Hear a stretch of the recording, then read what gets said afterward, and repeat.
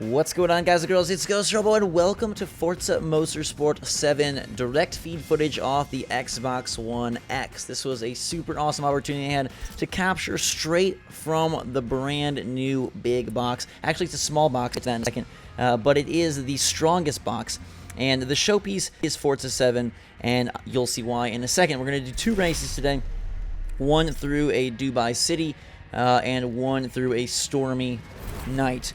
First off, that city race, though, and this game looked absolutely marvelous. When I was at E3, every station was set to easy. I bumped it to medium just so you'd get more sense of the game. It was an Xbox One X that I was playing on, and the TVs were 4K TVs, and it looked crystal clear and so crispy. It was a little hard, to tell exactly how good it looked because there wasn't a direct comparison anywhere nearby. Every station was running Forza 7 in glorious 4K, but as you can see here, this video is in 4K, the game is in 4K, the console is able to do 4K, the recording device was in 4K, and so it all worked out peachy keen perfecto. We are going to try and hold this racing line, but pass, as I am no pro, not even a moderate pro when it comes to Forza or racing games, so forgive me if I'm not driving as perfectly as I should be, but I did my best to give you guys an interesting race and try to come out on top. You can see there is so much depth in the backgrounds there, the field of view and just the entire scenery, the environment, all of it is just so freaking awesome. You'll see up ahead once we get through this little canyon here that there are so many things off in the distance, and I thought it looked really remarkable. We knew that Forza would sort of be the way to show off Xbox One X. They hinted at it when they first revealed the Scorpio specs to Digital Foundry, showing a screenshot of Forza in 4K. They didn't specify if it was Forza 7 or whatever, but obviously we knew there'd be a new Forza, and that it would be, Turn 10's chance to show how well they could make this new machine purr. And I call it a big box at the beginning because it is packed with so much stuff, but it actually is very small. You can see there's, look off in the distance, so much. I think the city's off to the left. You can see some of the buildings. We'll enter a bit of the city here as the confetti flows and the rewind goes, and the Microsoft logos sit before us. But anyhow, it is doing the same sort of smart, I don't want to call it trickery, but smart design philosophy, or a sort of design mentality as the Xbox One S, where it looks much smaller when you look at it from the front than it does if you take it from the top, because there is the length of the system, I guess you'd say, is decently long, but when you look at just the width of the front and the height, it's pretty compact. And in general, it's the smallest Xbox, which is crazy to me that the Xbox One S was supposed to stand for slim, and now it stands for stuck in the middle between Xbox One and Xbox One X. I don't know. An S is still a great purchase if you're not wanting to fork over $500 for the X, and we'll save sort of all that discussion for a different day. But I played Assassin's Creed Origins, and I played Forza 7, and I captured both on Xbox One X, and I've been looking back over the footage, and I think they do look stunning. I think they look spectacular. How much better do they look than, say, their regular Xbox One counterpart or their PC counterpart? Well, that's impossible to know at this current moment. I'm going to guess that they are going to look quite a bit better, quite a bit clearer than their Xbox One version, and similar to their PC version.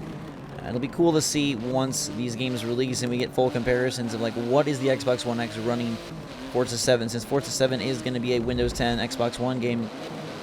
Does it match to Ultra? Does it match to High? Is it some hybrid in between? What is it like? The sounds also in Forza 7 were incredible. Like the audio experience here in this tunnel, very cool.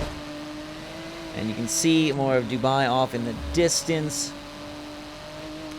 as we pass the people in the grandstands and kick our way up to third place here in the second lap. Now, I have played, I've played almost all Forza games because they're always used as demos at E3 in particular like showing off that year's graphics or sort of the new tech that they're working with. And occasionally I have bought the games and played them, but I'm more of a Forza Horizon guy than I am a direct Forza Motorsport guy, hence my not very amazing driving skills. But I definitely do appreciate the game, and appreciate how pretty it looks, and especially I think environmentally. I know the cars, like when you get up close and do all that, they look extra good, but environmentally you'll see it even more, I think, with the sort of downpour race that's coming up next, how well this box handles that and how pretty it looks in 4K. And I guess like my question for you guys is like, is that extra visual oomph enough to justify an Xbox One X? And if you're entering the generation for the first time, then that maybe is an easier choice. But if you already have a PS4 or an Xbox One, how willing are you to spend $500 to get a little bit prettier graphics? And I guess that's a case-by-case basis. I feel like it's a bit of a tough cookie right now. I feel like it's a bit of a difficult leap to make, to say, hey, this extra, visual fidelity, this superior graphical power is worth me dropping $500 plus tax. Don't forget that plus tax, which is going to run you another, $30, $40, $45. Is that worth it? I mean, I guess you can sell your Xbox One or you can sell your PS4 to get this upgraded box.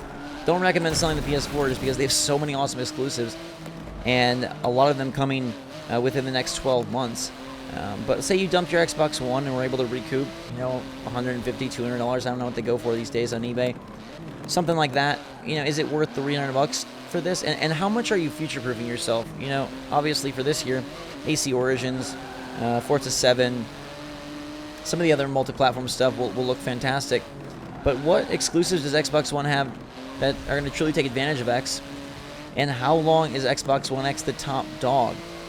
We've known the PS4 Pro and now the Xbox One X to be stopgap machines, meaning they are holding court while these companies work on whatever is next. And Microsoft hasn't really ever hinted at an Xbox 2 or an Xbox Next, but PlayStation 5, I feel, is a much more certain machine.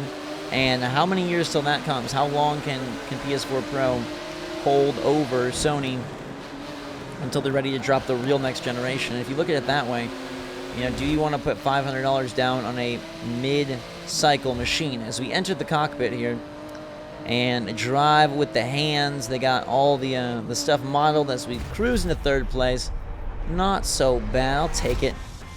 This mode right here looks really good as well, and obviously it's not live racing, but man, that looks pretty. So yeah, I think you have to think about and consider, like, not only is it worth it for the graphics, is it worth it to you for the graphical upgrade here and now, but eventually there will be a bigger, better box, and that one's going to probably be $500 or $600 or whatever it costs. So would you rather, future-proof now or future save for the further down the road machine? So we're here at Nuremberg, racing in their dynamic weather system. They obviously have it set to rain on us eventually as we cruise past a bunch of these cars. We'll get a little rewind in there again. I didn't mean to bump you. Not trying to beat anybody up. Oh gosh. Well, okay. A little bump and run is not going to hurt anybody.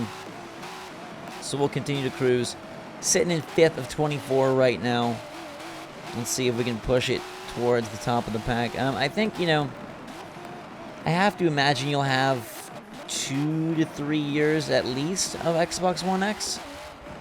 I don't see a PS5 coming in before 2020. I think you at least have, the rest of 2017, 2018, 2019.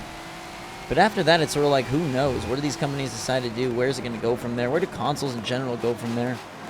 I mean, these boxes are selling so darn well, they'd be foolish not to make another one. It'll be interesting to see what the Xbox One X sales are, because PS4 Pro didn't really set any world on fire, but they do claim it's selling well, and then it's selling, decently.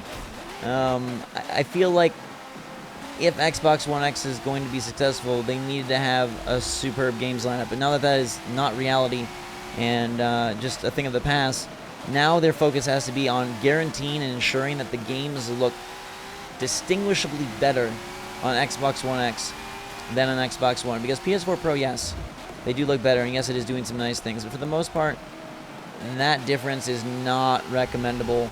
Not recommendable enough for another purchase. So they're not going to have the big exclusives. Crackdown 3, you know, that's I feel like a game that appeals to a very specific subset of shooter fans. Forza 7 obviously appeals to a big group of racing fans. Graphics can appeal to everyone if done well enough, and if they carry over consistently from game to game. So AC Origins better look the best on Xbox One X. And Battlefront 2, and Call of Duty, and whatever else you got going on. You know, it's unfortunate to me that it's out later in the year, November 7th. And that does match up, you know, with their Crackdown 3 release, but you're past Call of Duty World War II, you're past Assassin's Creed Origins, so how many people are already going to purchase those games, you know, for maybe a different system? And if you already have an Xbox One, then you're fine, they do carry over, and that's sort of the beauty of the stopgap. But if you got a PS4, and you want to dip your toes in, I mean, you're not getting Forza, I guess, anyways, but you could get Assassin's Creed. You know, a Forza, this game right here comes out on October 3rd. And again, yes, it does carry over. And yes, you can just pop the same disc in an Xbox One X. But you'll be so accustomed to playing it on Xbox One and at that level, and maybe you'll think that's plenty good enough. And I worry that people are going to be like, hey, Forza 7 looks great on either Xbox One or PC. I don't need an Xbox One X. And that's kind of why I wish that this would have, you know, the console would have dropped like in September. So they could have used stuff like Destiny and Call of Duty to highlight why this is the place to play. But Forza was still a lot of fun. It still, to me, is a fantastic game. And I really enjoyed my time with it. You can see this rain looks really good. I don't know, it's hard for me to tell. I feel like the game, like the car is obviously modeled. I feel like the game graphically looks a lot better when you're either in this view or in the pulled back view. Like, this view looks really, really realistic to me. I absolutely, like, not this one so much, but either this one or that hood view looks so good and match up so well. I don't know what the heck happened to me there. That was a very, very bad decision. But let's continue to grind on. We're in first place. Maybe it's good that we have some mess-ups, though, because nobody is going to catch us. Look how far back they are. Maybe we should slow down and make things interesting.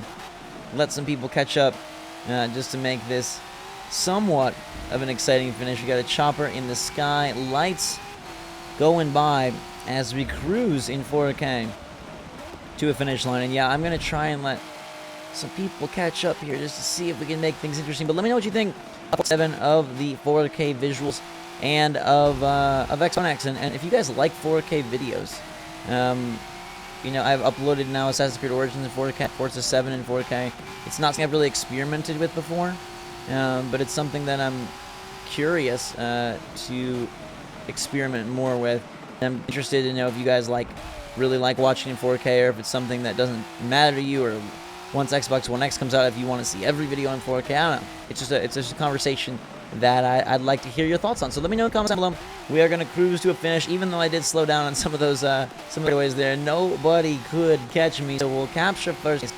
We'll take it from the rest of Hamburg Racers, and we'll kick this one out of here. Until next time, everybody, thanks so much for watching. Hope you enjoyed the gorgeous video. I love you all. Hope you had a fantastic E3 week. Lots more coming your way from the show as we continue to make videos and witness the future of gaming. Until then, though, thanks again. Drink. I love you. We'll see you all later.